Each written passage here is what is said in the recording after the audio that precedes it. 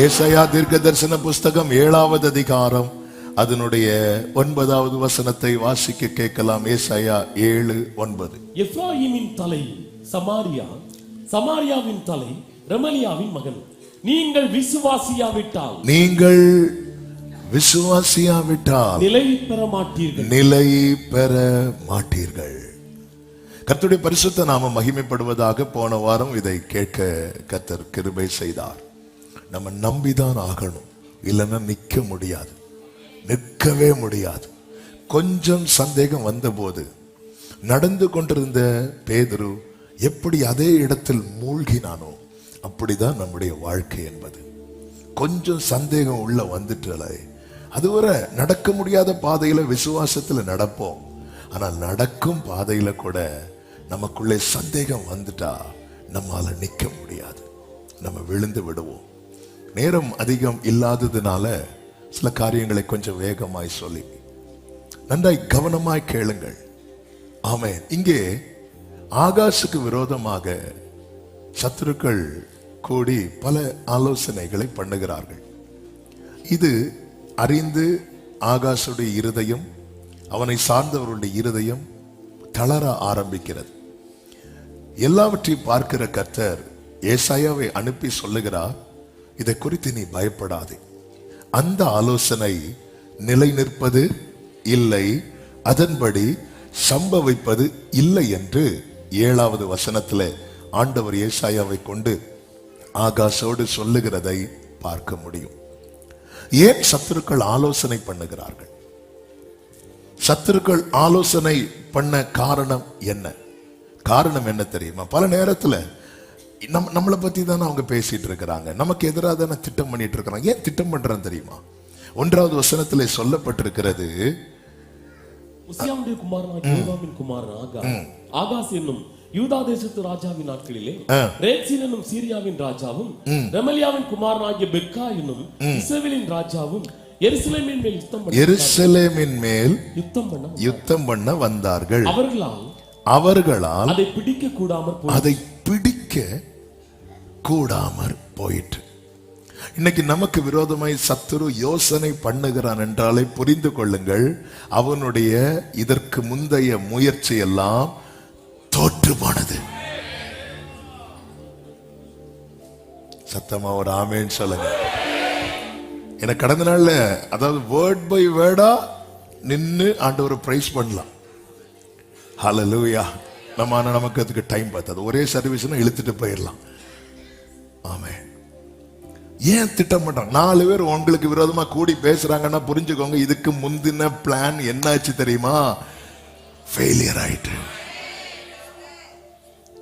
ஹல்லேலூயா. தாவீது கொன்று போடும்படிக்கு 1 சாமுவேல் 19:1 தாவீதை கொன்று போடும்படி சவுல் தன் குமாரனாகிய யோனத்தானோடும் தன் ஊழியக்காரர் எல்லாரோடும் பேசினான் அப்படின்னு இருக்கு. ஏன் பேசினான்? ஏன் டிஸ்கஷன் அங்க ஓடுது? ஏன்னா முந்தின அதிகாரத்துல நமக்கு தெரியும், அவனை ஈட்டிய 2 வாட்டி எறிகிறான். அதற்கு அவர் என்ன பண்றாரு? தாவீது விலக்கி காக்கப்படுகிறான். முந்தின பிளான் ஃபிளாப் ஆயிட்டு, முந்தி போட்ட திட்டம் எல்லாம் இல்லாமல் ஆகிவிட்டது. ஒரு தேவ பிள்ளை இதை அறியணும். ஏன்? சத்துரு என்னிலும் அதிக பலவான்கள், என் சத்துரு என்னிலும் பலவானா இருந்தான் என்றுதான் 18வது சங்கீதத்தில் தாவீது சொல்லுகிறான். ஆனா அவனுடைய முயற்சி ஏன் தோல்வியில் முடிகிறது என்றால், சத்துருவின் முயற்சி எப்படிப்பட்டதா இருக்கும் தெரியுமா? தேவ திட்டத்துக்கு எதிரானதா தான் இருக்கும். சத்துரு நம்மிலும் பலவானா இருந்தும் நமக்கு விரோதமாய் செய்யும் காரியங்கள் தோல்வியில் முடிய காரணம் என்னவென்றால், நம்மை தேவன் ஏற்படுத்தி வைத்திருப்பது அவருடைய நோக்கத்தை நிறைவேற்றுவதற்காக. இத ஒரு தேவ பிள்ளை மறக்கவே கூடாது. இத புரியணும். ஏற்கனவே அவங்க வந்தாங்க, அவங்களால கூடாமற் போயிட்டு இப்ப அவங்க டிஸ்கஷன் ஓடுது. இவங்கெல்லாம் சேர்ந்து என்ன டிஸ்கஸ் பண்றாங்க பாருங்க.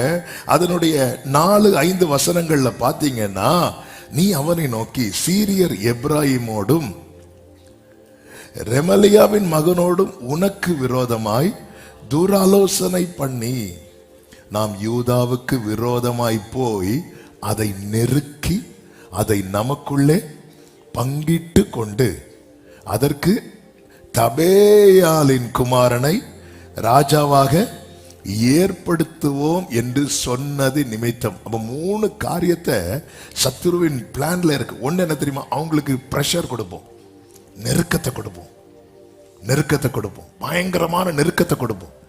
நெருக்கத்தை கொடுக்கணும், அவன் கிட்ட இருக்கிறத நமக்குள்ள பங்கிட்டு கொள்வோம். 3வது, அந்த இடத்துல இன்னொரு ஆளை வைப்போம்.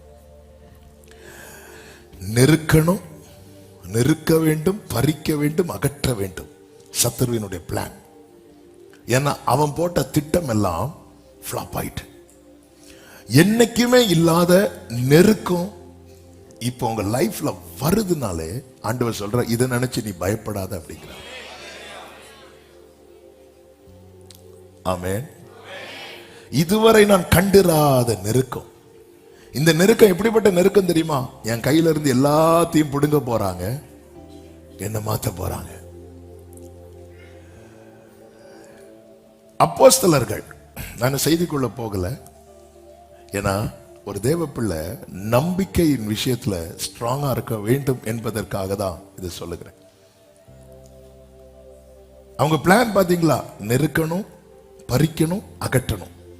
அதாவது ஆகாஷ் இந்த ஸ்தானத்துல இருப்பது உங்களுக்கு பிடிக்கல. உங்களை தேவன் ஒரு நிலையில வைத்திருக்கிறாரு. அதுல நீங்க அந்த நிலையை விட்டு உங்களை துரத்துவதற்கு சத்துரு பிளான் பண்றானே புரிஞ்சுக்கோங்க. இன்னைக்கு உங்க கையில ஒண்ணுமே இல்லாம இருக்கலாம், ஆனா நீங்க இந்த நிலையில இருக்கிறதுனால நாளைக்கு நடக்க போறத அவன் ஸ்மெல் பண்ண ஆரம்பிச்சுட்டான். அதனாலதான் உங்களை மாத்தி இன்னொரு ஆளை வைக்க அவன் துடிக்கிறான்.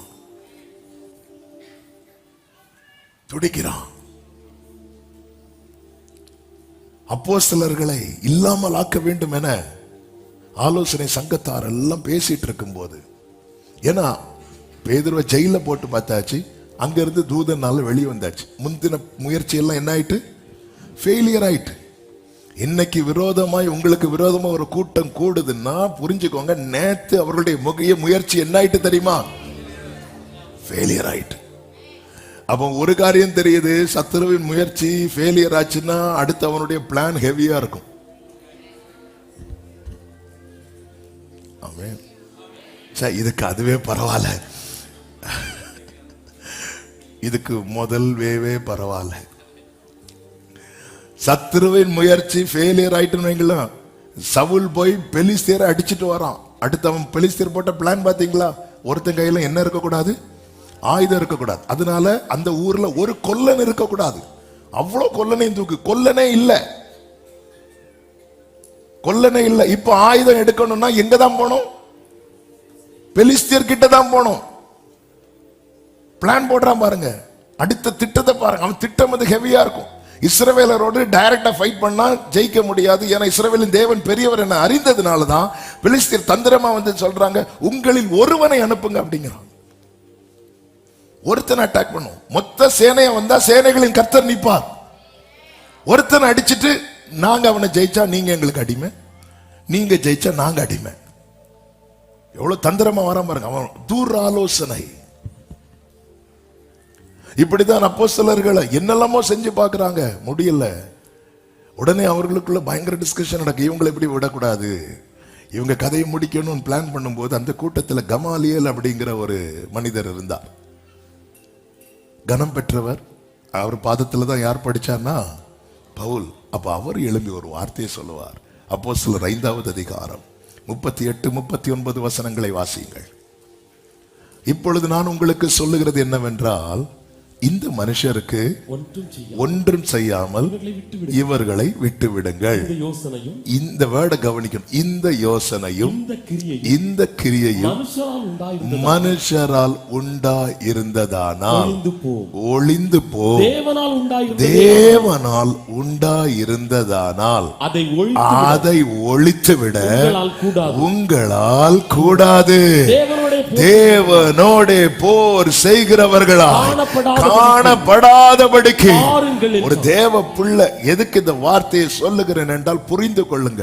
உங்களை ஒரு நிலையில வைத்திருப்பது கர்த்தரானால், உங்களை ஒரு நிலையிலே உயர்த்தி வைத்திருப்பது கர்த்தரானால், உங்களை ஒரு நிலையிலே வாழ வைத்திருப்பது கர்த்தரானால், அதற்கு விரோதமாய் எழும்புகிறவர்கள் தேவனோடு போர் செய்கிறார்கள். அல்லேலூயா. இந்த யோசனை மனுஷனால் உண்டாயிருந்ததானால் அது ஒளிந்து போகும். இது தேவனால் உண்டாயிருந்தது. எங்க பேதுரு பயன்படுவதற்கு முன்னாடியே பேதுரு ஒழிக்க நினைத்தவன் அல்லவா பிசாசு? நடந்துச்சா? நானும் உன் விசுவாசம் ஒளிந்து போகாதபடி உனக்காய் வேண்டும். பேதுரு இன்னும் பயன்படவே ஆரம்பிக்கல. பெந்தேகோஸ்தே நாள்ல தானே பயன்பட தொடங்கினா. அழைப்பு இருக்கு, ஆனா இன்னும் பயன்படல. பயன்படுவதற்கு முன்னாடி அநேகரை ஒழித்து போட நினைக்கிறான் சத்துரு. பேதுரு என்ன நடந்துச்சு? பேதுரு இந்த 3 வருஷத்துல கடல் மேல் நடந்த இது எத்தனை தடவை சொல்லுவீங்க? பேதுரு இது எத்தனை தடவை? இன்னும் யூஸ் ஆகலையே 4 பேருக்கு பேதுருவே. ஆனா அதுக்கு முன்னாடியே அழிக்க நினைக்கிறான். பாத்தீங்களா? அழைப்பு இருக்கு, ஆனா இன்னும் நான் பயன்படுவதற்கு முன்னாடியே எனக்கு பிரஷர் ஜாஸ்தியா இருக்கு. அது அழிக்க நினைக்கிறான் பிசாசு. ஆமே, அதனாலதான் போதும் போதும் வாழ்க்கையை வெறுத்து போதுங்கிற நிலை. கமாலியலுக்கு தெரியுது, கர்த்தருடைய பிள்ளைகளுக்கு தெரிய மாட்டேங்குது. இது தேவனால் உண்டாயிருந்ததானால், என்னை அழைத்தது தேவனானால், என்னை தெரிந்தெடுத்தது தேவனானால், என்னை அபிஷேகித்தது தேவனானால், என்னை பிரித்தெடுத்தது தேவனானால், எனக்கு விரோதமாய் எழும்புகிறவர்கள் தேவனோடு போர் செய்கிறார்கள். ஆமென் சொல்றவங்க மட்டும் நல்ல கையை தட்டி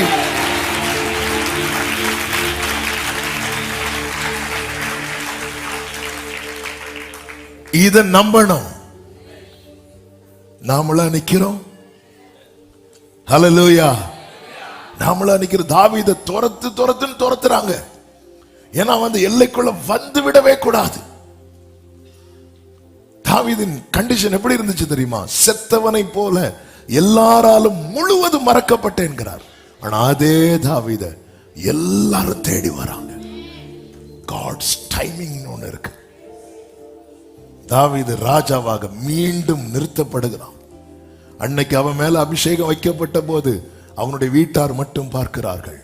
17வது வயதுல 30வது வயதுல தாவீதின் தலையில் அபிஷேகம் வைக்கப்பட்ட போது இஸ்ரவேல் ஜனங்கள் முழுவதும் பார்க்கிறார்கள்.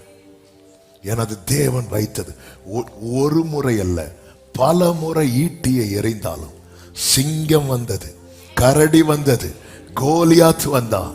சவுல் எத்தனை ஏவல் ஆட்களை அனுப்பினான் தெரியுமா? எத்தனை எத்தனை எத்தனை, 1 2 அல்ல. ஆனாலும் தாவீது அந்த நிலையில நிற்க காரணம், அவனை நிறுத்தினது கர்த்தர். இன்னைக்கு சில எதிரான காற்றுகள், எதிரான சூழ்நிலையில் நாம் மனம் பதறி போகிறோம், தளர்ந்து போகிறோம். ஒன்றை புரிந்து கொள்ளுங்கள், கர்த்தர் நம்மை அழைத்து, கர்த்தர் நம்மை ஒரு நிலையில வைத்திருக்கும் போது நமக்கு விரோதமா எத்தனை பேர் எழும்பினாலும் அவர்கள் யாரோடு போர் செய்கிறார்கள் தெரியுமா? ஹல்லேலூயா. ஒரு நாளும் தோற்காத சர்வ வல்லவரோடு. ஹல்லேலூயா. உன்னை உன் நிலையிலிருந்து துரத்திவிட சத்துரு பல திட்டங்களை போட்டு தோட்டான், இன்னும் திட்டம் போடுகிறான். ஆனா அதை குறித்து நீ கவலைப்படாதே. ஏசாயா 54:15 சொல்லப்பட்டிருக்கிறது, இதோ உனக்கு விரோதமாய் கூட்டம் கூடினால் அது என்னாலே கூடுகிற கூட்டம் அல்ல. உனக்கு விரோதமாய் கூட்டம் கூடினால் அது என்னாலே கூடுகிற கூட்டம் அல்ல. எவர்கள் உனக்கு விரோதமாய் கூடுகிறார்களோ அவர்கள் உன் பட்சத்திலே வருவார்கள். 17வது வசனம், உனக்கு விரோதமாய் உருவாக்கப்படும் எந்த ஆயுதமும், சொல்லுங்க, எந்த ஆயுதமும் வாய்க்காதே போ. சொல்லுங்க, எந்த ஆயுதமும். எந்த ஆயுதம்? அப்ப நிறைய ஆயுதம் உருவாக்கப்படும். உருவாக்கப்படும். ஏன் உருவாக்கப்படுது? ஏன்னா ஒரு ஆயுதம் விட்டு பார்த்தாங்க, நடக்கல. பார்வோனுடைய மந்திரவாதிகள் எல்லாரும் கோலை மொத்தமா போட்டாங்களா, 1 by 1 போட்டாங்களா? ஒவ்வொருவரா போட்டாங்க. ஒருத்தன் போட்டு அந்த கோலை, மோசையின் கோல் என்னாச்சு, ஆரோனுடைய கோல் விழுங்கினதும் அடுத்த ஆள் வந்து போடுறாங்க. ஏன்னா ஒண்ணு ஃபெயிலியர் ஆயிட்டு அவங்க கிட்ட இருக்கிற கடைசி கோலை வரைக்கும் போட்டான். தளரக்கூடாது. ஐயோ ஒரு பிரச்சனை முடிஞ்சு அடுத்த பிரச்சனை, ஐயோ அடுத்த பிரச்சனை முடிஞ்சு அடுத்த பிரச்சனை. நான் துன்பத்தின் நடுவில் நடந்தாலும் நீர் என்னை உயிர்ப்பிப்பீர், என் சத்துருக்களுக்கு விரோதமாக உமது கையை நீட்டுவீர், உமது வலதுகரம் என்னை ரட்சிக்கும், கர்த்தர் எனக்காக. எனவேதான் யூதா ஜனங்களை சுற்றிலும் யோசபாத் நாட்களிலே சத்துருக்கள் எல்லாம் சூழ்ந்த போது செய்வது என்னதென்று அறியாமல் கர்த்தரை நோக்கி பார்த்து கொண்டிருக்கும் போது கர்த்தருடைய ஆவியானவர் இறங்கி பேசுகிறார். யுத்தம் உங்களுடையதல்ல, யுத்தம் கர்த்தருடையது. நீங்கள் தரித்து நின்று கர்த்தர் உங்களுக்கு செய்யும் ரட்சிப்பை பாருங்கள் என்று சொன்னதும் தாழ விழுந்து யோசபாத்தும் ஜனங்களும் பணிந்து கர்த்தரை தொழுது கொண்டு இப்பொழுது எழுந்து நின்று யோசபாத் ஜனங்களை பார்த்து சொல்லுகிறார். 2 நாளாகமும் 20:20 அவர்கள் அதிகாலமே எழுந்திருந்து தெக்கோவாவின் வனாந்திரத்துக்கு போக புறப்பட்டார்கள். புறப்படுகையில் யோசபாத் நின்று, யூதாவே எருசலேம் குடிகளே கேளுங்கள், உங்கள் தேவனாகிய கர்த்தரை நம்புங்கள், அப்பொழுது நிலைப்படுவீர்கள். அவருடைய தீர்க்கதரிசிகளை நம்புங்கள், அப்பொழுது தீர்க்கதரிசிகளை நம்புங்கன்னா என்ன அர்த்தம்னா அவர்கள் மூலமாய் சொல்லப்பட்ட வார்த்தைகளை நம்புங்கள், அப்பொழுது சித்தி பெறுவீர்கள்னா யூ வில் பி சக்சஸ்ஃபுல். அப்படின்னா உங்களுக்கு காரியம் நடக்கும், நீங்க ஜெயிச்சிருவீங்க, நீங்க நிலைப்படுவீர்கள். நாம எதை படித்தோம்? விசுவாசிக்கலைன்னா நிலை நிற்க மாட்டோம். யாரா இருந்தாலும் சரிதான், வார்த்தையை வாங்குறோம் ஆனா நம்ப மாட்டேங்கிறோம். விசுவாசியுங்கள், நம்புங்கள், நீங்கள் நிலைப்படுவீர்கள். பிரியமான கர்த்தருடைய பிள்ளைகளை, என்னை யார் கொண்டு வந்தா, என்னை யார் நிக்க வைத்து, இப்படி பார்க்கணும். நம்ம பலத்தை, நம்ம திராணிய, நம்ம கையில என்ன இருக்கு, நம்ம பையில என்ன இருக்கு, நம்ம பேங்க்ல இதை பார்த்து நமக்கு வேலையில நாளைக்கு இப்படி ஒரு பிரஷர் இருக்கு அல்லது இப்படியே பார்த்து பார்த்து பார்த்து பார்த்து நமக்குள்ள இருக்கிற, அதாவது புரிந்து கொள்ளுங்கள், விசுவாசத்தில் வளருவது என்பது படியில நடக்கிறது போல, விசுவாசத்தில் தளருவது என்பது லிப்ட்ல இறங்குறது போல. சர்ன்னு முடிஞ்சிடும், அவ்வளவுதான். 3 வருஷம் கட்டி எழுப்பின விசுவாசம் பொஸ்ன்னு போயிட்டு 3 நாள்ல. எம்மாவுக்கு 2 பேர் நடந்து போயிட்டு இருக்கிறாங்க, இயேசு கூட போறார். நீங்க யாரை பத்தி பேசிட்டு இருக்கீங்க தெரியாதா உங்களுக்கு? இந்த நசரேயனாகிய இயேசுவை. கொஞ்சம் முன்னாடி என்ன சொல்லிட்டு இருந்தாங்க? ரபி, ஆண்டவரே, தாவீதின் குமாரனே, உன்னதத்தில் தேவனுக்கு, உன்னதத்தின் மைந்தனுக்கு ஓசன்னா, என்னெல்லாம் சொல்லிட்டு இருந்தாங்க. நாங்க நம்பி இருந்தோம் அவரை, எல்லாம் போச்சு. விசுவாசத்தில் தளருவதற்கு என்பது 1 செகண்ட் போதும். ஒரு துர்ச்செய்தியை வேவு பார்த்துட்டு வந்தவர்கள் பரப்பினதும் அத்தனை நாட்கள் அவர்கள் கண்ட அடையாளங்களை, அற்புதங்கள் எல்லாம் மறந்து எகிப்துக்கு போக புறப்பட்டவர்கள் தான் இஸ்ரவேல் ஜனங்கள். நாமும் அதற்கு விதிவிலக்கு அல்ல. எத்தனையோ வருஷமா கர்த்தர் கட்டி எழுப்பின விசுவாசத்தை ஒரு ராங் இன்ஃபர்மேஷன், ஒரு தவறான செய்தி அல்லது ஒரு துர்ச்செய்தி அதை கொலாப்ஸ் ஆக்கி நம்ம இடிந்து விழ வைக்கும். எலியாவே, போதும் ஆண்டவர், என்னை எடுத்துக்கொள்ளும், நான் நல்லவன் அல்ல என்று சொல்லும் அளவுக்கு விசுவாச ஜீவியத்தை முடக்கி போட்டுவிடும். இதற்கு நாம், அதனாலதான் பைபிள் சொல்லுகிறது, இவங்க தளர்ந்தது உண்மைதான், அந்த இடத்துல வார்த்தை வருதா, அதை நம்பி எழும்புங்க, அதை நம்பி எழும்புங்க. இவங்க நம்பி எழும்புனாங்க. நீங்க நடத்துங்க, அதுக்கப்புறம் நான் எழும்புவேன் இல்லை, நம்பி எழும்புங்க. ஹல்லேலூயா. வார்த்தை வருதா, வார்த்தையை நம்புங்க, வசனத்தை நம்புங்கள். இந்த வசனத்தை நாம் நம்பிக்கை அறிக்கை இடுகிறதுல அசைவில்லாமல் உறுதியா இருக்க கடவோம். வாக்கு தத்தம் பண்ணினவர். ஹல்லேலூயா. 1 கொரிந்தியர் 2:4 சொல்லப்பட்டிருக்கிறது, உங்கள் விசுவாசம், வாசிங்க 1 கொரிந்தியர் 2:4, உங்கள் விசுவாசம் மனுஷனுடைய ஞானத்தில் அல்ல, மனுஷனுடைய ஞானத்தில் அல்ல, தேவனுடைய பலத்தில் நிற்கும்படிக்கு. கைகளை உயர்த்தி ஆமென் சொல்லுங்க பார்க்கலாம். தொடர்ந்து வாசிங்க. என் பேச்சும் என் பிரசங்கமும் மனுஷ ஞானத்துக்குரிய நய வசனம் உள்ளதா இராமல் ஆவியினாலும் பலத்தினாலும் உறுதிப்பட்டதா இருக்கிறது. பவுல் சொல்லுகிறார் கொரிந்து சபைக்கு சொல்லும் போது, ஏன்னா அநேகர் எழுப்பிட்டாங்க. கிரேக்கர்கள் ஞானத்தை தேடுகிறாங்க. அவங்க பாரு, அவங்க பயங்கரமான இன்ஃபர்மேஷன் எல்லாம் சொல்றாங்க. இன்னைக்கு எல்லாருக்கும் இன்ஃபர்மேஷன்ஸ் தான் தேவை. சொல்றாரு, இங்க பாரு, உங்க விசுவாசம் மனுஷ ஞானத்தில் இருக்கக்கூடாது, தேவ பலத்தில் இருக்கணும். தேவ பலத்தில் இருக்கு. என்ன மனுஷ ஞானத்தில் இருக்கக்கூடாது, தேவ பலத்தில் இருக்கு. நமக்குன்னு ஒரு அறிவு இருக்குல்ல, நமக்கு அதுக்கு அப்பாற்பட்டது தான் தேவ பலன். இதுதான் போன வாரம் கேட்டோம், நம்ம அறியாததும் எட்டாது. இதை அவர் என்ன செய்வார், நமக்கு செய்வார்னு சொல்லியிருக்கா, நமக்கு அறிவிப்பார்னு சொல்லியிருக்கா. முதல்ல அறிவிப்பார். நீ என்னை நோக்கி கூப்பிடு, நான் உனக்கு உத்தரவு கொடுத்து நீ அறியாததும் உனக்கு எட்டாததுமான காரியங்களை உனக்கு அறிவிப்பேன், உனக்கு சொல்லுவேன். அதை சொல்லுகிற வார்த்தைய நம்ம அறிவுக்கு எட்டாதது, நம்ம ஞானத்துக்கு உட்படாது. அதை எப்படி கொண்டு வந்து உள்ள வச்சு பார்த்தாலும் நிக்காது. அதுக்குதான் அங்கிருந்து பாடாப்படுவோம். ஆபிரகாமை கொண்டு வருவோம், ஈசாக்க கொண்டு வரும், தாவீதை கொண்டு வருவோம், யாரெல்லாமோ கொண்டு வந்து வச்சு பார்ப்போம். அவங்களுக்கு செட் ஆகிறது மாதிரி இருக்கும், நமக்கு அவங்களுக்கு ஏன் செட் ஆகிற மாதிரி இருக்குன்னா அவங்களுக்கு அது நடந்தாச்சு. நமக்கும் அவங்களுக்கும் ஆரம்பத்தில் அப்படிதான் இருந்துச்சு, செட் ஆகல. அதனாலதான் கர்த்தர் இவ்வளவு பிரத்யட்சமா வெளிப்பட்ட பிறகு ஆபிரகாம் குலுங்கி சிரித்தாராம். சிலர் சிரிக்கிறது இப்படி சைலண்டா உள்ள சிரிப்பாங்க, ஆனா பாடி மட்டும் அப்படி. ஆபிரகாமுக்கு நம்ப முடியல, ஏன்னா ஆபிரகாமுக்கு செட் ஆகாததுதான்.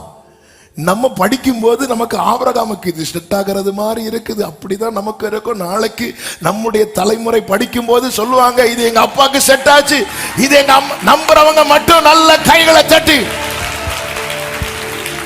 இது மனுஷ ஞானத்துக்கு உட்பட்டது அல்ல, இது தேவனுடைய பலத்தில் நிற்கும்படிக்கு. என் பேச்சும் என் பிரசங்கமும் ஆவியினாலும் பலத்தினாலும் உறுதிப்படுத்தப்பட்டதா இருக்கிறது. பிரசங்கம் இஷ்டத்துக்கு இருக்குங்க, பிரசங்கத்துக்கு பஞ்சமே கிடையாது. ஆனா நம்முடைய விசுவாசம் என்பது இது மனுஷனுடைய ஞானத்தினால் அல்ல. எவ்வளவு காரியங்களை சயின்ஸ்ல கண்டுபிடித்த பல காரியங்களை ரொம்ப வருஷம் கழிச்சு அது இல்லைன்னு ப்ரூவ் பண்ணியிருக்காங்க. அப்படி கிடையாது, இது இப்படின்னு. அதாவது மாறிட்டே இருக்கு, எல்லாமே மாறிட்டே இருக்கு. தேவ பலம் இது வந்து அதாவது விசுவாசம் என்பது என்ன? நம்பப்படுகிறவைகளின் உறுதி, காணப்படாதவைகளின் நிச்சயம். நம்ம உலகம் என்ன சொல்லும்? நீ கண்ணால் காண்பது பொய், காதால் கேட்பது பொய். உலகம் பார்க்கதே பொய்ன்னு சொல்லுது. ஆனா விசுவாசம் என்பது என்ன தெரியுமா? நீ பார்க்கவே இல்லை தெரியுமா? நான் பார்க்கல. அதனாலதான் பைபிள் தூரத்திலே அவைகளை கண்டு, எவைகளை கண்டு? எனக்காக நிலையான நகரத்தை கர்த்தர் என்ன பண்ணி இருக்கிறார்? ஆயத்தம் பண்ணி. தூரத்திலே அவைகளை கண்டு நம்பி அணைத்து கொண்டு. இப்படி பார்த்தா எப்படி இருக்கும்?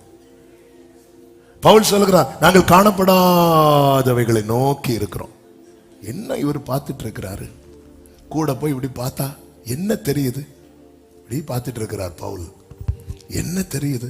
காணப்படாதவைகளை நோக்கி கொண்டிருக்கிறோம். பைத்தியமா? அப்படிதான் தெரியும். காணப்படல, ஆனா நான் நம்புறேன். எதை வச்சு நம்புற? அவர் என்கிட்ட பேசி இருக்கிறார். என்ன சொல்லி இருக்கணும்? யோசபாத்துட்ட வந்து, யோசபாத்து நீ யாரை பார்த்து பயந்து நிக்கிறியோ அவங்க கதையெல்லாம் நான் முடிச்சுட்டேன், எலும்பு, இப்படிதானே சொல்லியிருக்கணும். இல்ல, கர்த்தர் யுத்தம் பண்ணுவார். அவ்வளவுதான். கர்த்தர் சொல்லிட்டார். பொய் சொல்லவோ மனமாறவோ நீர் மனிதர் அல்லவே, நீர் மனிதர் அல்லவே, பொய் சொல்லவோ மனம் மாறவோ நீர் மனிதர் அல்லவே. நீர் மனிதர் வலது கரத்தை உயர்த்தி, நீர் நேற்றும் இன்றும் என்றும் மாறாதவர். ஆமென். நீர் சொன்னதை செய்து முடிக்க வல்லவர். சொல்லுங்க, நீர் நேற்றும் இன்றும் என்றும் மாறாதவர். நீர் நேற்றும் இன்றும் என்றும் மாறாதவர். உடரமமுரோ சந்தனலரே, நீர் சொன்னதை செய்து முடிக்க வல்லவர். காலங்கள் மாறலாம், காலங்கள் மாறலாம். Glory. சூழ்நிலை மாறலாம், மனிதர்கள் மாறலாம். நீரோ என்று மாறாதவர். காலங்கள் மாறலாம், உடரம சத்தனலப பிரார்த்தனமோ சத்தனல நீரோ என்று மாறாதவர். ஹல்லேலூயா. தேவ பலத்துல, தேவ பலத்துல, தேவ பலத்துல தான் நம்முடைய விசுவாசமே நிக்க முடியும். நம்முடைய விசுவாசம் அதுல தான் நிக்கும். மனுஷ ஞானத்துல என்ன, அது இல்லைன்னு ஆகும்போது நம்மளால் தாங்க முடியாது. மனுஷ ஞானம் என்பது அவன் தன்னுடைய அறிவை வைத்து அதை வெளிப்படுத்துகிறான். தேவனுடைய அதாவது கிறிஸ்துவனுடைய பைத்தியம் என்பது மனுஷருடைய ஞானத்திற்கும் மேலானது. அது என்ன கிறிஸ்துவனுடைய பைத்தியம் அப்படி இல்லை. அது அதனுடைய சரியான அர்த்தம் என்னன்னா, அவர் சும்மா செய்யறார் தெரியுமா. அவர் சும்மா செய்யறது கூட மனுஷன் மொத்தமா யோசித்து செய்யறதை விட பெருசா இருக்கணும். ஹல்லேலூயா. சும்மா சும்மா பண்ணேன், தெரியாம பண்ணிட்டேன். இந்த தெரியாம அவர் பண்றாரு தெரியுமா. சும்மா விளையாட்டுக்கு தட்டுறது கூட மனுஷன் ரொம்ப யோசித்து யோசித்து யோசித்து யோசித்து யோசித்து யோசித்து யோசித்து யோசித்து யோசித்து பண்ற செயலை விட டாப்ல இருக்குமா. அப்படிப்பட்டவர் நம்ம கிட்ட ஒரு வார்த்தையை தரும் போது அது நடக்குமா நடக்காது. ஹல்லேலூயா. அதனாலதான் பாருங்க, நம்முடைய விசுவாசத்துல வரக்கூடிய பெரிய சோதனை என்ன தெரியுமா, நம்ம எப்போ நம்ப ஆரம்பிப்போமோ அப்பதான் கேள்விகள்லாம் வரும். ஹல்லேலூயா. அப்பா, பலிக்கான ஆட்டுக்குட்டி எங்க? சுத்தி வருவாங்க, இங்க பாரு இன்னது நம்பிட்டு இருக்காத, உனக்கு வயசாயிட்டு இருக்கு. ஆமே, கர்த்தர் இன்னைக்கு அற்புதம் செய்ய வல்லவராக இருக்கிறார். கடந்த 3 வாரத்துக்கு முன்னாடி ஒரு வயசானவங்க வந்தாங்க, ஒரு சின்ன பையனை கூட்டிட்டு வந்தாங்க. அப்போ அப்படி சரி பேர பிள்ளை கூட்டிட்டு வராங்க, ஜோமண்ணை கூட்டிட்டு வராங்கன்னு சொல்லிட்டு அவங்கள உள்ள கூப்பிட்டு உட்கார வச்சு பேசிட்டு இருக்கும்போது, மகனுடைய பையனா மகளுடைய பையனா அப்படின்னு கேட்கறதுக்கு அப்படி வாய திறக்க போறேன். அவங்க சொன்னாங்க, பாஸ்டர், கர்த்தர் எங்களை காத்திருக்க வைத்து. அந்த தாயார் சொல்றாங்க, என்னுடைய 60வது வயதுல இந்த பையனை எனக்கு கொடுத்தாங்க.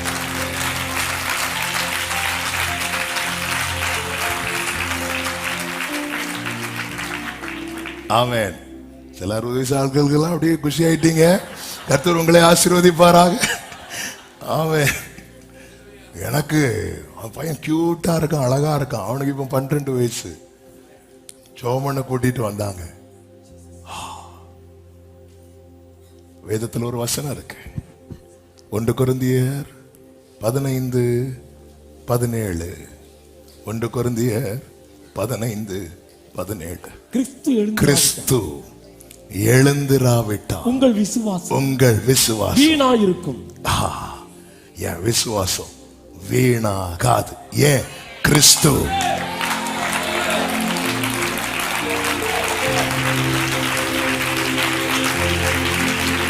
நல்ல ஆர்ப்பரிப்போடு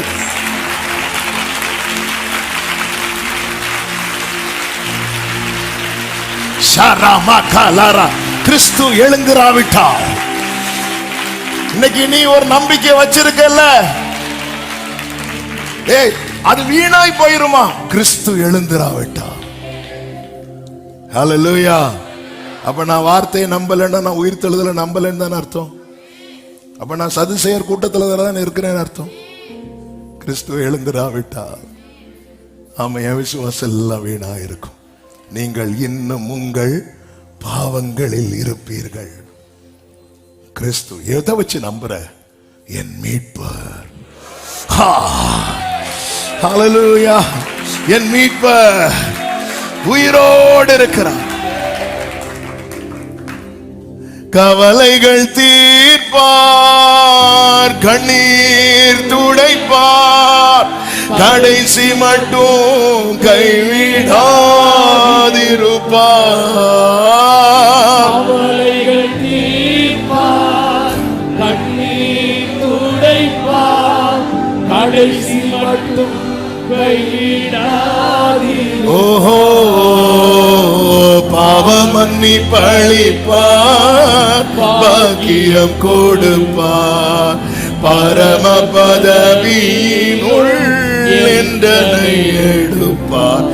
என் மீட்பர் உயிரோடு இருக்கையிலே எனக்கென குறை உண்டு நீ சொல் மனமே. என் மீட்பர் உயிரோடு இருக்கையிலே சமரா கலமம் ராஜனரா. எனக்கு குறை உண்டு நீ சொல் மனமே. நம்முடைய விசுவாசமே எதின் அடிப்படையில் இருக்கு தெரியுமா? கிறிஸ்து உயிரோடு இருக்கிறார். மரித்தேன் ஆனாலும் இதோ சதா காலங்களிலும் உயிரோடு இருக்கிறேன். செத்தவனை போல விழுந்த யோவானுக்கு கர்த்தர் தம்மை அப்படிதான் வெளிப்படுத்துகிறார். மரித்தேன் ஆனாலும் இதோ. அங்க எழும்புறான் பத்மு தீவுல நீ விழுவேன்னு டொமிஷிய நினைச்சான். ஆனா அவர் உயிரோடு இருக்கிறதுனால நீ எழும்புவ. அக்னி சூளையில நீ விழுவேன்னு நேபுகாத்நேச்சார் நினைத்தான். ஆனால் அவர் உயிரோடு இருக்கிறதுனால நீ எழும்புவ. ஹல்லேலூயா, ஹல்லேலூயா. அவர் எழும்பலன்னா நம்முடைய விசுவாசம் இப்படிப்பட்ட கூடி வரவெல்லாம் வீணா இருக்கும். என்னை எழும்ப பண்ணும் ஆண்டவர் என்னோடு இருப்பதா நான் எழும்புவேன். அவர் பலத்தால் ஆமென் என்னை எழும்ப பண்ணும் ஆண்டவர் என்னோடு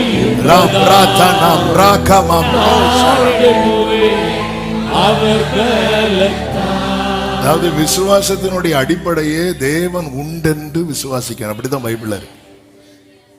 எபிரேயர் 11:6 தானே, விசுவாசம் இல்லாமல் தேவனுக்கு பிரியமா இருப்பது கூடாத காரியம். வாசிங்க. ஏனென்றால் தேவனிடத்தில் சேருகிறவன் அவர் உண்டென்றும், இதுதான் ஆரம்பம். அவர் உண்டென்றும் அவர் தம்மை தேடுகிறவர்களுக்கு பலன் அளிக்கிறவர் என்றும் விசுவாசிக்க வேண்டும். அவர் உண்டு. ஆமே, என்னை கொன்று போட்டாலும் நான் உண்மை நம்புவேன். யோபு இவ்வளவு ஸ்ட்ராங்கா பிலீவ் பண்ண ரீசன் என்ன? அவர் உயிரோடு இருக்கிறார். அவர் மட்டும் உயிரோடு எழும்பலன்னா என் விசுவாசம் வீணா இருக்கும். இந்த காலை வேளையில எத்தனை பேர் இதை நம்புறீங்க? என் இயேசு உயிரோடு எழுந்தார். என் மீட்பர் உயிரோடு இருக்கிறார். என் ஆண்டவர் மரணத்தை ஜெயமாய் விழுங்கி 3வது நாளில உயிர் தெழுந்தார்னு சொல்றவங்க நல்ல கைகளை தட்டி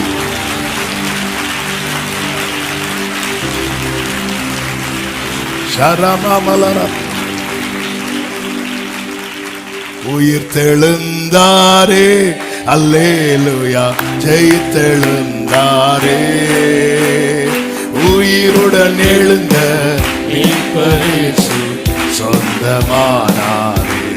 பாடுவோம். உயிருடன் எழுந்த மீட்பரேசு சொந்தமானாரே. மரணமே உன் கூரங்கே, மரணம் உன் கூரங்கே, பாதாளம் உன் ஜெயமெங்கே, மரணம் உன் கூரங்கே, பாதாளம் உன் ஜெயமெங்கே, சாவையும் நோயையும் பேயையும் ஜெயித்தார். சபையோரே துதி சாற்றிடுவோம். சாவையும் நோயையும்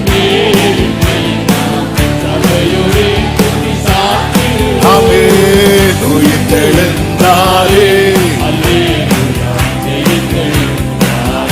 ஆமென். உயிருடன் எழுந்த கல்லறை, ஆமென், கல்லறை திறந்து, ஆமென், கடும் சேவகன் பயந்திடவே. ஹalleluya. எல்லாரும் சொல்லுங்க, வல்லவர் இயேசு, வல்லவர் இயேசு உயிர்த்தெழுந்தாரே. வல்ல பிதாவின் செயல் இதுவே. வல்ல பிதாவின் செயல், உயிர்த்தெழுந்தாரே, உயிர்த்தெழுந்தாரே. அல்லேலூயா. ஜெயித்தெழுந்தாரே. ஆமென். ஓ சொந்தமான ரெமப்ரோதனலரே. ஹalleluya. ஆமென், ஆமென், ஆமென். இன்னைக்கு ஃபுல்லா பாடிட்டே இருக்கலாம். என் விசுவாசம் வீணாகாது. பக்கத்துல பார்த்து சொல்லுங்க, என் விசுவாசம் வீண் போகாது, என் விசுவாசம் வீணாகாது. ஏன்னு சொல்லுங்க, சொல்லுங்க பக்கத்துல பார்த்து. மரணமுன் கூரங்கே, பாதாளமுன் ஜெயமெங்கே.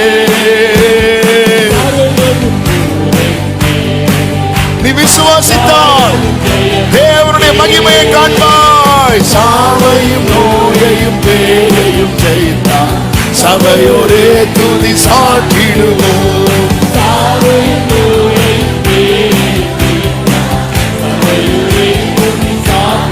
ஆமென். உயிர்த்தெழுந்தார். ஒரே உயிருடன் எழுந்த சொந்தமானாரே.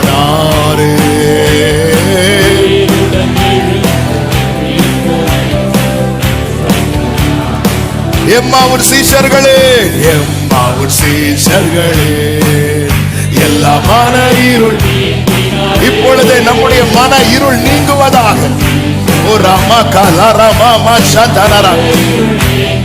எம்மன கலக்கங்கள், எம்மன கலக்கங்கள் எத்தனை பேருக்கு நீங்குச்சு?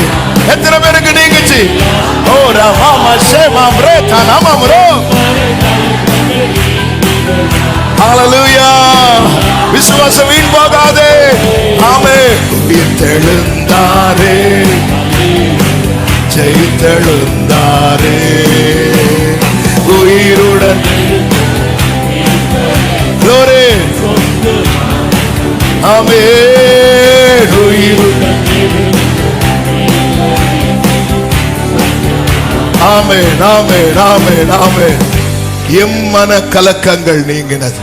எத்தனை பேருக்கு உண்மையா சொல்ல முடியும்? ஒரு நம்பிக்கை வந்திருக்கிறது, ஒரு தைரியம் வந்திருக்கிறது. என் விசுவாசம் வீண் போகாது.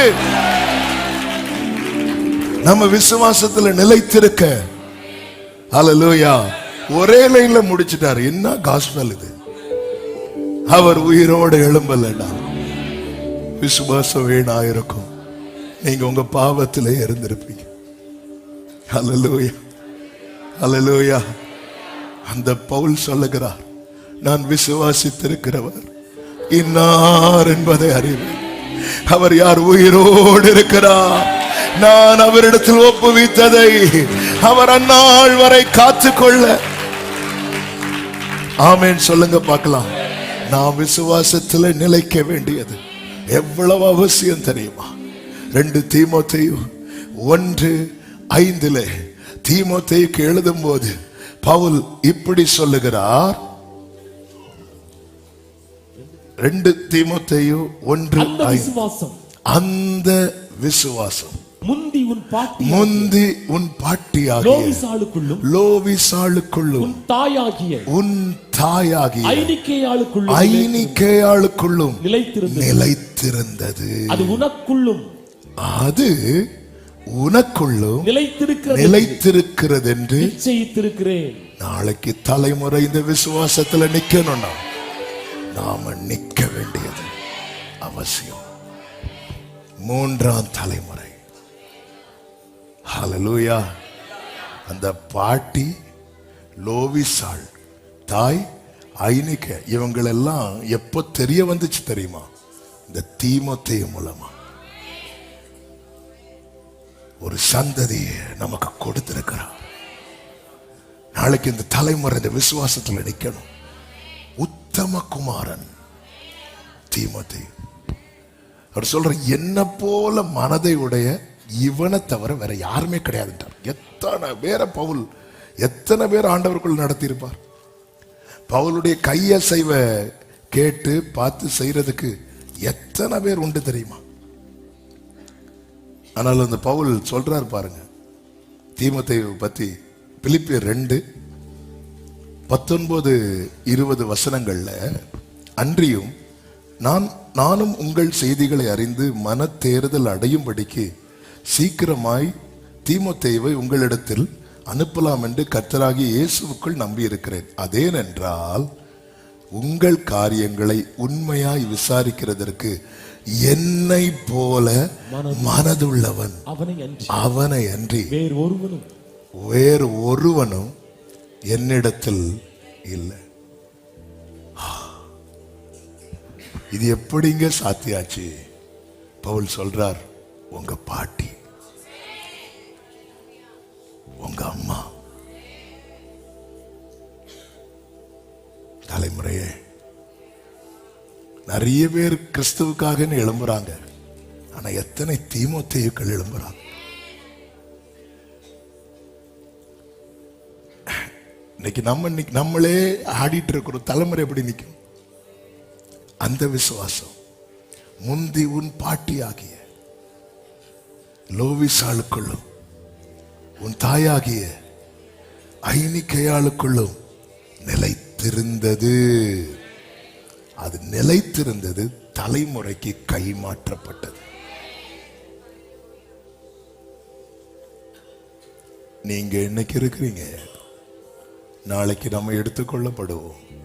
தலைமுறை இருக்கணும்ல.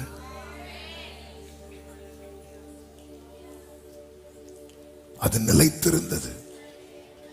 பாட்டி நிக்கிறாங்க, அம்மா நிக்கிறாங்க. இவங்களை எல்லாம் எப்போ இங்க தீமோத்தேயுக்கு பாட்டிக்கும் அம்மாவுக்கு பேர் இங்கதான் நமக்கே தெரியுது. இவன் ஃபேமஸ் எல்லாம் கிடையாது, யாருக்குமே தெரியாது. ஆனா நிலைத்திருக்கிறாங்க, நிலைத்திருக்கிறாங்க. பிரியமான சபையே, இன்னைக்கு உங்களை யாருக்குமே தெரியாது, நீங்க அறிமுகம் இல்லாதவர்கள் தான்.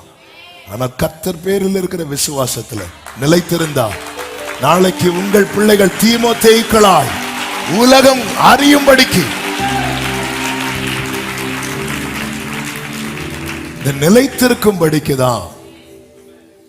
நிலைத்திருக்கும்படிதான் கர்த்தர் நம்மோடு பேசிக்கொண்டே இருக்கிறார். யோவான் சுவிசேஷம் 14வது அதிகாரம் 29வது வசனத்தில் இப்படி சொல்லப்பட்டிருக்கிறது, இது நடக்கும்போது நீங்கள் விசுவாசிக்கும்படியாக நடப்பதற்கு முன்னமே இதை உங்களுக்கு சொன்னேன். ஆண்டவர் நடந்ததுக்கு அப்புறம் சொல்லுகிறவர் அல்ல. ஆமென். ஆண்டவர் சொல்லி இருக்கிறார்னா இன்னும் அது நடக்கல, இனிதான் அது. ஆமென். நம்ம ஆட்கள் மாதிரி கிடையாது ஆண்டவர். இது நான் அன்று சொன்னது அப்படி சொல்லிட்டு உடனே வீடியோ எடுத்து நாங்க ட்ரம்ப் ஜெயிப்பார்னு போன தடவையும் சொன்னாங்க. ஆமென். எல்லாம் எப்போ சொன்னாங்கன்னு தான் தெரியாது, எல்லாம் ஒரு காற்றடிக்குதான் உடனே வீடியோ வந்துடும். அப்படி எல்லாம் ஆண்டவர். ஹல்லேலூயா. இது நடக்கும் போது உனக்கு தெரியணும், என் மீட்பர் எல்லாவற்றையும் நடப்பதற்கு முன்னே. அப்போ சொன்னதுதான் நடந்திருக்கிறது, சொல்லப்பட்டவைகள் தான் நடக்க போகிறது. ஆமென் சொல்லுங்க பார்க்கலாம். இதை நம்ம ஆண்டவர் இப்போ நடக்கல, அவர் என்ன நடப்பதற்கு முன்னே. நம்ம நடந்தாலும் நம்ப மாட்டேங்கிறோம். அதாவது மார்க் சுவிசேஷத்துல தானே ஒரு வசனம் உண்டு. மார்க் சுவிசேஷம் நான் எடுத்தா சொல்றேன், இல்லைன்னா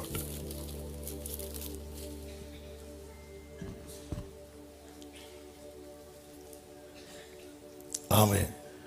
16வது அதிகாரம் அதனுடைய 11 முதல் பாருங்கள். மார்க் 16:11 முதல். அவர் உயிரோடு இருக்கிறார் என்றும் அவர் உயிரோடு இருக்கிறார் என்றும் அவளுக்கு காணப்பட்டார் என்றும் அவர்கள் கேட்டபோது நம்பவில்லை. அதன் பின்பு அவர்களில் 2 பேர் ஒரு கிராமத்துக்கு நடந்து போகிற பொழுது அவர்களுக்கு மறுரூபமாய் தரிசனமானார். அவர்களும் போய் அதை மற்றவர்களுக்கு அறிவித்தார்கள். அவர்களையும் அவர்கள் நம்பவில்லை. லூக்கா 24வது அதிகாரம் 40-41 வசனங்கள். தம்முடைய கைகளையும் கால்களையும் அவர்களுக்கு காண்பித்தார். ஆனாலும் சந்தோஷத்தினால் அவர்கள் இன்னும் விசுவாசியாமல் ஆச்சரியப்படுகையில். நம்ம பிரச்சனை இப்படிதான். இந்த வசனம் எல்லாம் கேட்கும் போது அவர் உயிரோடு இருக்கிறார், அவ்வளவு முகத்துல சந்தோஷம். ஆனா இன்னும்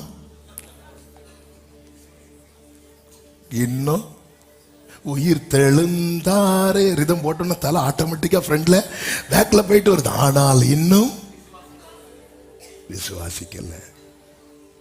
அப்பதான் ஆண்டவர் கேட்க சாப்பிட ஏதாவது இருக்கு. ஆமே, இன்னும் விசுவாசிக்கல. ஆனாலும் சந்தோஷத்தினால் நமக்கு ஆண்டவர் சமூகத்தில் வரும்போது ஒரு சந்தோஷம் வருது. நான் கொஞ்சம் கவலையை மறந்து கவலையை மறந்து இருக்கிற ஒரே இடம் இங்கேதான். எனக்கு சந்தோஷம் இருக்கு, ஆனா என்ன இல்ல சந்தோஷம். அந்த பாட்டெல்லாம் கேட்கும் போது எப்படி இருக்கும் தெரியுமா? அந்த செய்தி கேட்கும் போது, செய்தி கடையில பஞ்சு கேட்கும் போது வந்து கூத்தணும் எப்படி இருக்கும்? சந்தோஷம் இருக்கு, ஆனா என்ன இல்ல? விசுவாசம் இல்ல. ஒண்ணும் புரிஞ்சு அப்பா பேசுறார், அவர் உயிரோடு இருக்கிறார். நான் இப்போ ஆண்டவருடைய வார்த்தையை டவுட் பண்றேன்னா நான் எதுல டவுட் பண்றேன் தெரியுமா? அவருடைய உயிர் தெழுதல்ல. ஆமென். இவைகள் நடக்கும்போது, நடப்பதற்கு முன்னே நான் இவைகளை உங்களுக்கு அறிவித்தேன். அப்போஸ்தலர் 14வது அதிகாரத்துல லீஸ்திராவிலே அப்போஸ்தலனாகிய பவுல் பிரசங்கித்துக் கொண்டிருக்கிறான். அப்பொழுது 8 முதல் பார்த்தீங்கன்னா தெரியும். பிறந்தது முதல் சப்பனியா இருந்து ஒருபோதும் நடவாமல் கால்கள் வழங்காதவனாய் உட்கார்ந்து பவுல் பேசுகிறதை கேட்டுக்கொண்டிருந்தான். அப்போஸ்தலர் 14:9 பவுல் பேசுகிறதை கேட்டுக்கொண்டிருந்தான். அவனை பவுல் உற்று பார்த்து, என்ன இந்த வசனம் ரொம்ப யோசிக்க வைத்த வசனம். உண்மையில் இதை பவுல் பார்த்தானா அப்படிங்கிறத என்னுடைய கேள்வி. அப்போதான் ஆண்டவர் எனக்கு இன்னொரு வசனத்தை ஞாபகத்தில் கொண்டு வந்தார். பவுல் என்ன சொல்லுவார் தெரியுமா? நாம் நினைப்பதற்கும் வேண்டுவதற்கும் அதிகமாய் நமக்குள்ளே கிரியை செய்கிற. அப்போ பவுல் பார்க்கல, பவுல் சும்மா தான் பார்த்தார், ஆவியானவர் உற்று பார்க்கிறார். அல்லேலூயா. ஏன்னா பவுல் பேசல. பவுல் எதுல பேசல? ஏற்கனவே சொல்லு, நான் மனுஷன் ஞானத்தினால நயவசனிப்பினால பேசல, ஆவியினாலும் பலத்தினாலும் உறுதிப்படுத்தப்பட்டிருக்கிறது. அப்ப பவுல் பேசுறது யார் எடுத்து கொடுத்து பேசுறா? ஹோலி ஸ்பிரிட். அவர் கட்டதுல கமாலியல் பாதத்துல இருந்து படிச்சதை வச்சு அவர் பேசல. பவுல் சும்மா பார்த்தா, ஆவியானவர் உற்று பார்க்கிறார். இந்த ஒரு காலம் ஒருபோதும் நடவாமல். எல்லாரும் இந்த வேர்டை சொல்லுங்க. நாம கூட அப்படிதான் நினைச்சிட்டு இருக்கோம். சில காரியங்கள் ஒரு நாளும் இது நடக்காது. சிஸ்டர், எதுக்காக ஜெபம் பண்றீங்க? என் கணவனுடைய ரட்சிப்புக்காக. கவலைப்படாதீங்க சிஸ்டர், கர்த்தர் சீக்கிரமா ரட்சிப்பா. நடக்காது பாஸ்டர், அதுக்கு வாய் பரபாச கூட தீர்த்திடலாம் பாஸ்டர். அப்ப நீங்க எதுக்கு ஜெபம் பண்றீங்க? கணவனின் ரட்சிப்புக்காக. ஒருபோது நடக்காது. ஒருபோது நடவாதவன் அவன் வசனம் கேட்டுட்டே இருக்கான். அவன் வசனத்தை கேட்டுக்கொண்டிருந்தான். அப்படிதான் இருக்கு, கேட்டுக்கொண்டிருந்தான். என்னை கேட்டுக்கொண்டிருக்கிற அன்பு உள்ளமே, நீங்க கேட்டுட்டே இருங்க. கேட்டுட்டே இருக்கும்போது அவர் உற்று பார்ப்பார். உற்று பார்த்து ரட்சிப்புக்கு ஏற்ற, கவனிங்க, ரட்சிப்புக்கு ஏற்ற விசுவாசம் அவனுக்கு உண்டென்று யார் கண்டா? அல்லேலூயா. நமக்கே தெரியாது. அவன்கிட்ட கேட்கல, அவன் ஒரு ஆமேன்னு சொன்னான் இருக்கா, அவன் இப்படி கேட்டுட்டே இருக்கிறான். இந்த வசனம் போய் அதான் விசுவாசத்தை துவக்குகிறவர். ரட்சிப்புக்கு கண்டு நீ எழுந்து கால் ஊண்டி நிமிர்ந்து நில். விசுவாசம் நமக்குள்ள வந்துட்டுன்னு வைங்களேன், எந்த நிலையில் இருந்தாலும் கர்த்தர் நம்மளை நிமிர்ந்து தான் நிக்க வைப்பார் என்று உரத்த சத்தத்தோட சொன்னான். உடனே அவன் குதித்தெழுந்து நடந்தான் அப்படின்ற. அவன் கேட்க வைக்கிறார், கேட்க வச்சுட்டே இருக்கிறார். ஒரு டைம் வரும், அந்த டைம் வரும்போது அவர் உற்று பார்ப்பார்.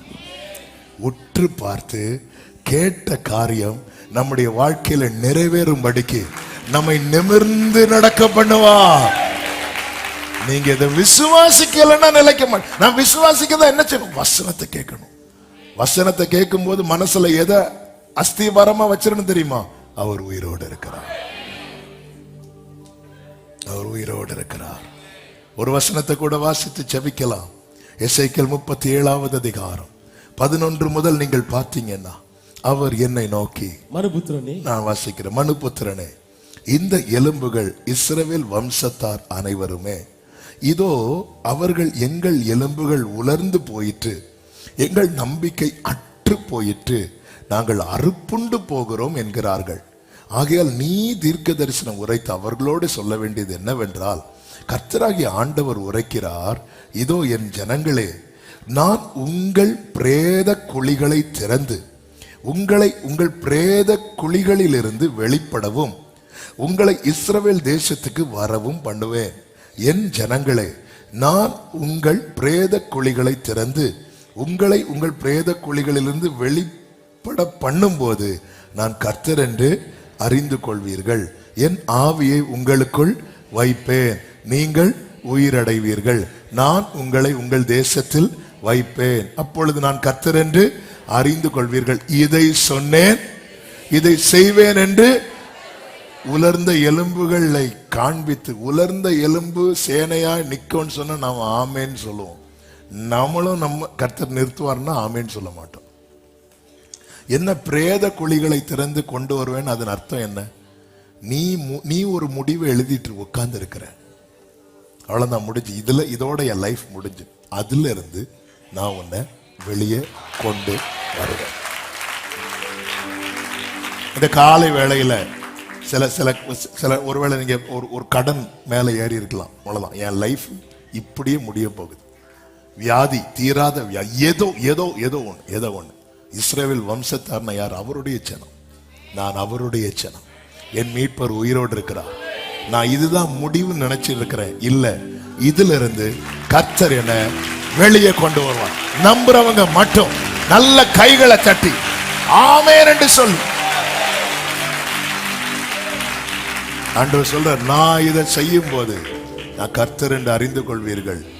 இதை சொன்னேன், இதை செய்வேன் என்று கர்த்தர் உரைக்கிறார் என்று சொல்லியாச்சு. காதுள்ளவன் கேட்க கடவன். கர்த்தரை நம்புங்கள், நிலைப்படுவீர்கள். நீங்க நின்னுட்டீங்கன்னா இந்த விசுவாசம் உங்களோட முடியாது. நாளைக்கு தீமோத்தேயுக்குள் எழும்பி நிற்பாங்க, உங்க தலைமுறை எழும்பி நிற்கும். கர்த்தர் உங்களை ஆசீர்வதிப்பாராக. என்னை எழும்ப பண்ணும், அப்படி எழும்பிருங்க. ஆமே, நான் எழும்புவேன். ஹல்லேலூயா. என்னை க்ளோரி, நான் எழும்புவேன். எழும்பி நிற்க முடிந்த எல்லாரும் விசுவாசத்தோடு, காரணம் அவர் உயிரோடு இருக்கிறார். இந்த நம்பிக்கையில நல்ல கைகளை தட்டி இந்த பாடலை பாடி ஆண்டவருக்கு மகிமை செலுத்துவோம்.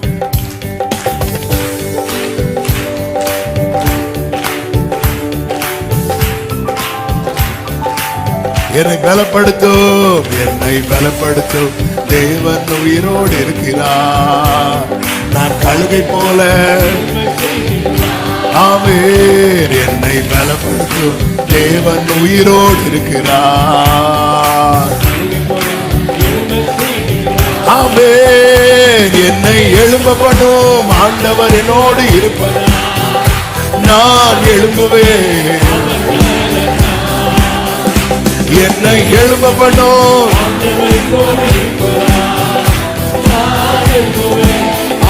ஒரு விஷயம் கூட, என்னை பலப்படுத்தும், என்னை பலப்படுத்தும் தேவன் உயிரோடு இருக்கிறார். நான் கழுகை போல. உன் விசுவாசம் வீணாகாது. காரணம் கிறிஸ்து உயிரோடு இருக்கிறார். கிறிஸ்து உயிரோடு இருக்கிறார். என்னை எழும்ப பண்ணும், என்னை எழும்ப பண்ணும்.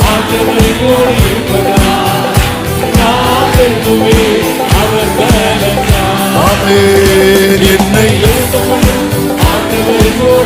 உடலாளராக என் வாழ்வை இடிக்கும், என் வாழ்வை இடிக்கும். சத்துருவை காட்டிலும் என் வாழ்வை கட்டும் தேவன் பலமுள்ளவர். என் வாழ்வை இடிக்கும், என் வாழ்வை கட்டும் தேவன். அறிக்கை செய்யுங்க, அறிக்கை செய்யுங்க. சத்துரு இடிக்க எடுத்திட்ட காலத்திலும் வேகமா என்னை. ஆமென். சத்துரு இடிக்க நல்ல கையை தட்டி சொல்லுவோம். என்னை எழும்ப பண்ணும். நான் எழும்புவேன். ஹல்லேலூயா. என்னை எழும்ப பண்ணும். நான் எழும்புவேன். சொல்லுங்க. என் பலன் ஒன்றுமில்லை, என் பலன் ஒன்றுமில்லை என்று நான் அறிவேன். அவர் பலன் இன்றும் குறையவில்லை.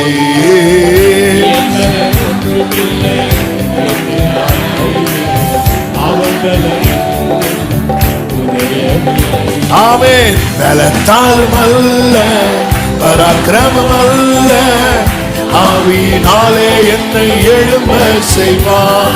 Glory.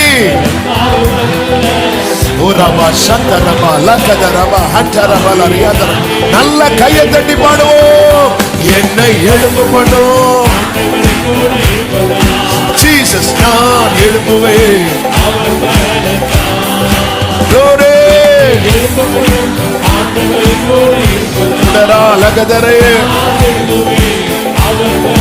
என்னை எழும்ப பண்ணும். ஓ ஹalleluya. விசுவாசத்தில் நிலைக்க கிருபை தார். விசுவாசத்தில் நிலைக்க கிருபை தார். ஆமென். நான் எழும்புவேன், நான் எழும்புவேன். ஹalleluya. மரணமும் கூரங்கே, மரணமும் கூரங்கே, ஆனாலும் ஜெயமெங்கே. மரணமும் கூரங்கே. சொல்லுங்க. ஆமென். சாவையும் நோயையும் ஓஹோ சபையோரே துதி. ஒரே சாவையும் நோயையும். ஆமென். சபையோரே.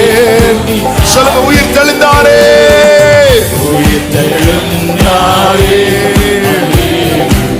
ஜெயித்தெழுந்தாரே, உயிருடன் எழுந்த. ஆமென். சொந்தமானாரே, உயிருடன். ஓ முழு பலத்தோடு கைகளை தட்டி நம் மீட்பர் உயிரோடு இருக்கிறார். சொன்ன யாவற்றையும் ஒன்றும் குறையாமல் ஒன்றும் தவறாமல் செய்வார். ஹalleluya. ஹalleluya. கர்த்தர் நல்லவர். கர்த்தரை நம்புங்கள். நிலைப்படுவீர்கள். கர்த்தருடைய வார்த்தையை நம்புங்கள், சித்தி பெறுவீர்கள். உங்கள் காரியங்கள் எல்லாம் வாய்க்கப்படும். உங்களுக்கு விரோதமாய் சத்துரு போடுகிற திட்டங்களை குறித்து கலங்காதிருங்கள். அவர்கள் உங்களோடு அல்ல, தேவனோடு போர் செய்கிறார்கள். கர்த்தர் உங்களை ஆசீர்வதிப்பாராக. பரிசுத்த பிதாவே, நல்ல தகப்பனே, கிருபையாய் உங்க சமூகத்துல கொண்டு வந்து பாட, துதிக்க, ஆராதிக்க, செபிக்க வைத்த அன்புக்காக ஸ்தோத்திரம். எங்களோடு பேசினீர், விசுவாசத்தில் நிலைக்கும்படி எங்களோடு இடைப்பட்டீங்க. ஆண்டவரே அப்பா, தீமோத்தேயு நிலைக்க காரணம் அவனுடைய தாயார், அவனுடைய பாட்டி என அந்த விசுவாசம் தொடர்ந்ததே. அப்படி எங்கள் தலைமுறை தொடரத்தக்கதாய் எங்களை விசுவாசத்தில் நிலைநிறுத்துவீராக என்று செபிக்கிறோம். வலுவாதபடி காத்துக்கொள்ளும், ஒவ்வொருவரை ஆட்கொண்டு நடத்தும். எல்லா எதிரான திட்டங்கள் அவமாய் போகட்டும். தேவ சித்தம் ஒவ்வொருடைய வாழ்க்கையில் நிறைவேறட்டும். இந்த வாரம் ஒவ்வொருவருக்கும் நன்மையாய் ஆசீர்வாதமாய் இருக்க கர்த்தர் அனுகிரகம் செய்யும். கண்மணி போல காத்துக்கொள்ளும். எல்லா மகிமை, கனம், துதி, ஸ்தோத்திரங்கள் ஒருவருக்கு மாத்திரம் செலுத்துகிறோம். இரட்சகர் இயேசு கிறிஸ்துவின் நாமத்தில் பிதாவே, ஆமென். சேர்ந்து சத்தமாய் சொல்லுவோம். என் ஆத்துமாவே கர்த்தரை ஸ்தோத்திரி, என் முழு உள்ளமே அவருடைய பரிசுத்த நாமத்தை ஸ்தோத்திரி. என் ஆத்துமாவே கர்த்தரை ஸ்தோத்திரி, கர்த்தர் செய்த சகல உபகாரங்களை மறவாதே. ஆமென். நம்முடைய கர்த்தராகிய இயேசு கிறிஸ்துவின் கிருபையும், பிதாவாகிய தேவனுடைய அன்பும், பரிசுத்த ஆவியானவருடைய ஐக்கியமும் சிநேகமும் பாதுகாவலும் நம் அனைவரோடும் எல்லா பரிசுத்தவான்களோடு கூட கர்த்தருடைய வருகை மட்டும் தங்கி இருப்பதாக. ஆமென். ஹல்லேலூயா. God bless you. கர்த்தர் உங்களை ஆசீர்வதிப்பார்.